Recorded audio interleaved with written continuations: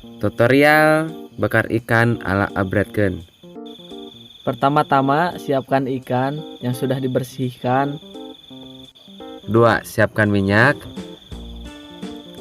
Dan ini buat ngolesin minyak pada ikan buat ciprat-ciprat agar tidak gosong ya. Perlu dioles boleh juga. Siapkan kecap, satu saja cukup dan wadah ikannya. Dan garam secukupnya dan lemparkan.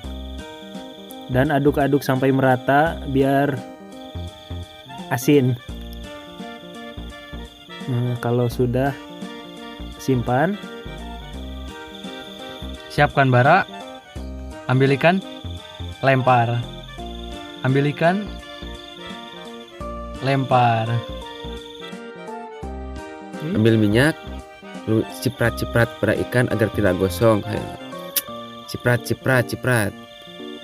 nih, oles.